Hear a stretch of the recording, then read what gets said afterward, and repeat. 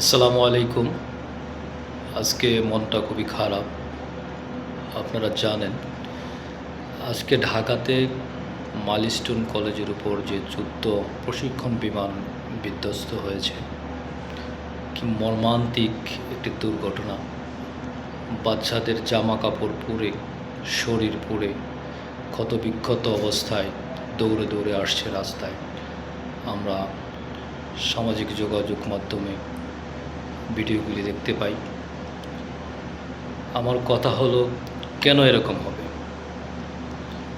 বাংলাদেশে বঙ্গোপসাগরের মতো বিশাল আকাশ সীমা থাকতে যুদ্ধবিমান ঢাকায় কেন উড্ডয়ন করতে হবে?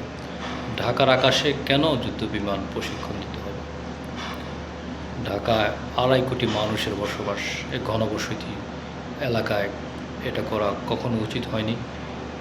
আমি জানি না কর্তৃপক্ষ এর কি জবাব দিবে।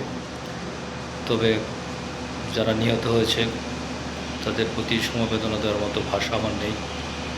যে পাইলট তৌকির ১ বছর আগে বিবাহ করেছে, নতুন সংসার, কীভাবে তার পরিবার তার সুখ সইবে?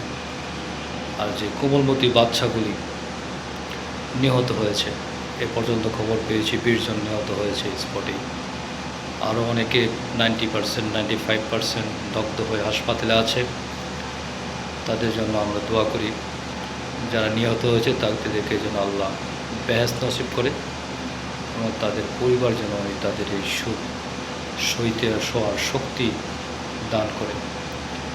আর পরবর্তীতে ভবিষ্যতে কোনো প্রশিক্ষণ বিমান যাতে কোনো ঘনবসতি এলাকায়, ঢাকা শহর হোক, চট্টগ্রাম হোক, রাজশাহী হোক, ঘনবসতি কোনো এলাকায় যেন প্রশিক্ষণ না দেয়, যেখানে লোকালয় নেই এরকম জায়গা বেছে নিয়ে তারা যেন যুদ্ধ বিমান বা প্রশিক্ষণ বিমানের প্রশিক্ষণের কাজ সম্পন্ন করে।